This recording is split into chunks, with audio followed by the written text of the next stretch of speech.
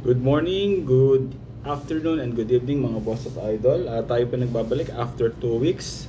So, alam ko matagal na ako nakapag-vlog.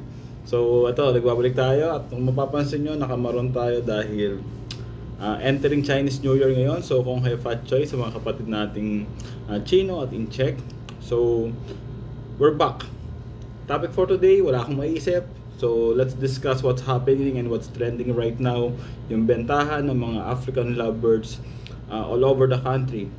So good point po yon, ibig sabihin lumalakas na po ang industriya ng ibon right now sa market. Okay? Siguro as a hobbyist, as a breeder, i-recommend ko na lang po yung mga nagbebenta ng African lovebirds. Number one, I'm very happy for you dahil nakakapag-out po kayo ng ibon kahit mahina po ang export natin ngayon. Okay? So nakaka-survive tayo dahil sa sobrang mahal ng patuka. Alam naman natin na yung mga alagang ibon natin, lalo na kung marami na po, medyo masakit na. Real talk po yan, ramdam ko po yan. Ako, nagtatrabaho na ako pero nag-aalaga pa yung parents ko ng mga African lovebirds namin. Medyo masakit po talaga. Okay?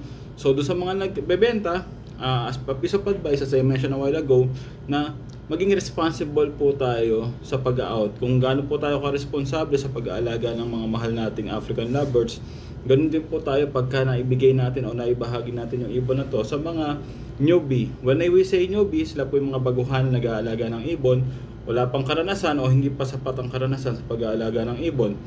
Bottom line, dahil kung hindi po natin sila magagabayan, ang tendency po, mawawala po yung kukunin sa ating mga mahal nating ibon. Maaari po silang magkasakit, mamatay, ma-stress, mamatay. So bottom line, let's be a responsible breeder, let's be a responsible seller to them. So I suggest, magpalitan kayo ng messenger or cellphone number, nang sa ganun, ma-guide nyo rin po sila. And that's what we call the responsible seller. Okay, yung mga responsableng nagbabahagi ng ibon dyan, yun po, para hindi matrauma yung mga newbie na kumukuha sa atin ng ibon.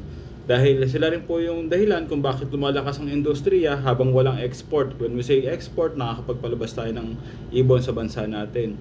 Okay? Dahil alam naman natin na napakalaking tulong kung lalakas ang industriya ng pag-ibon para sa mga breeder at hobbyist na katulad po natin. Dahil sa ganung pamamaraan po, continuous po yung mga support sa mga hobby natin.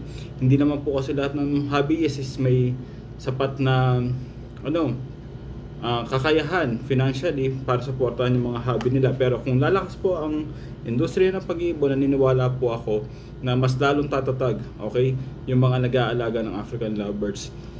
Yun po ang paalala ko sa mga seller. All over the country po yan, okay, all over the world. Kung may mga Pilipino nag-aalaga sa ibang bansa, let's be a responsible breeder and a responsible seller.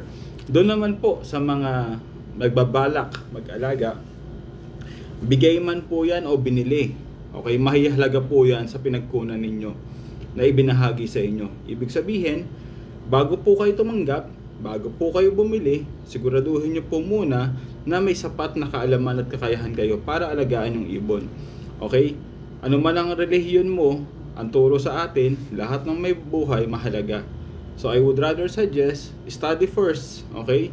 May mga YouTube content creator na kagaya ko po na nagbabahagi ng karanasan, kaalaman sa pag-aalaga ng ibon para hindi po mamatay sa mga kamay ninyo yung mga mahal nating alagang ibon. In that way po, mas maaalagaan po natin at mas lalo po natin silang may enjoy kung mas mahabang panahon po natin silang makakasama. So yun lang po. Win-win lang. There's always a positive, there's always a negative, and what really matters is we learn from it. Natututo po tayo. Okay? So, dun sa mga baguhan na gustong magtanong, mag-comment lang po kayo sa baba. Doon naman po sa mga veterano na gustong mag-share ng kaalaman, mag-comment lang din po kayo at isa-shoutout po natin kayo. Shoutout sa lahat ng vlogger na content creator na may layunin na magbahagi ng inyong kaalaman. Shout out sa lahat ng subscribers ko na walang sawang nanonood ng content natin. I hope one day po makita ko po kayo in person. Alam ko ang ilan sa inyo may utang ako. Utang pa rin yon. Malay nyo, pag nagkita tayo, may interest na yon. Doon naman po sa mga baguhan na sumusubay-subay sa mga content ko. Maraming salamat po. At kung may tanong kayo, si Batangas Birds TV naman po ay hindi madamot mag-share ng kaalaman at kakayahan sa inyo. We have page po, okay?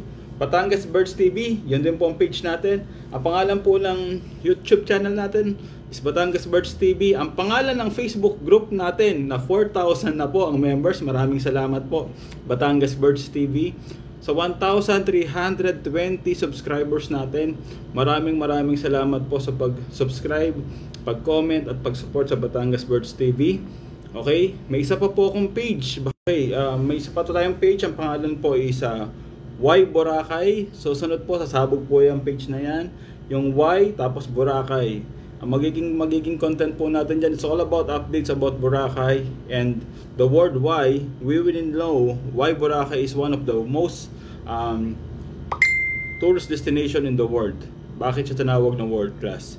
And dun nga po pala sa mga gustong bumahagi ng African lovebirds all over the country, specifically sa southern part, lalo na sa Batangas at sa NCR yan, sa Luzon, mag-message lang po kayo. At sumali kayo sa mga group na yon. Ako rin po isa sa mga admin doon. Actually, ako po yung founder. Pero, dahil sobrang busy na tayo, yung kapatid ko na po yung admin ng group na 4,000 members. And then yung page po, mag-message lang po kayo doon, and then sasagot naman po ako sa mga tanong ninyo.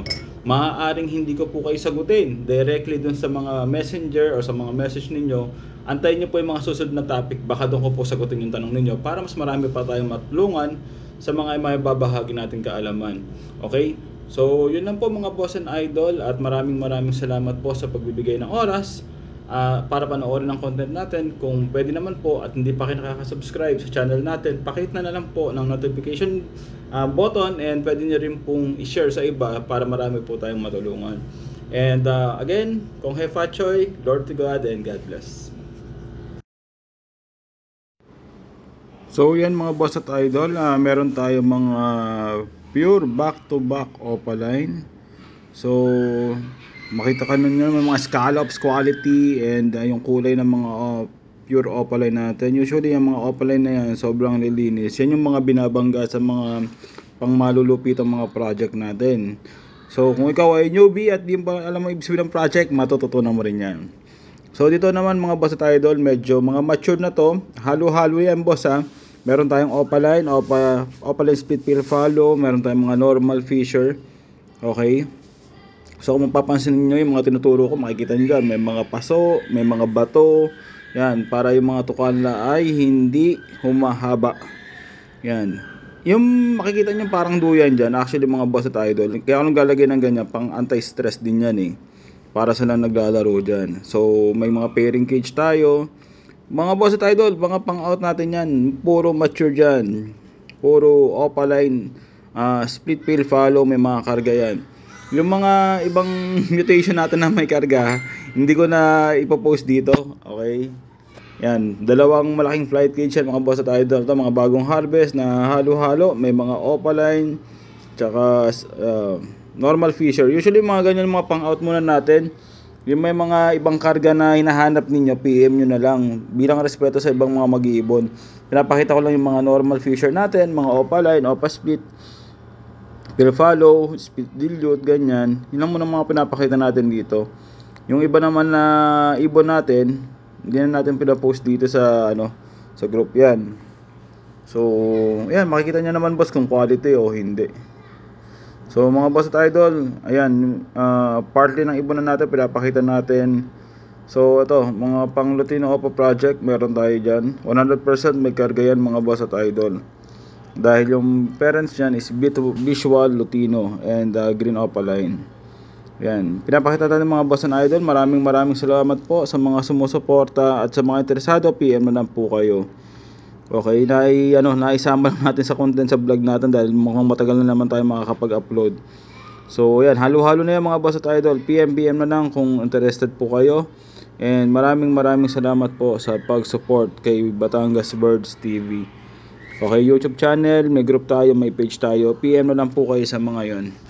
Okay, and that's it. Glory to God and God bless. Enjoy breeding. And sa mga gustong mag-alaga, PM na lang po kayo. Lord to God and God bless. Bye bye po.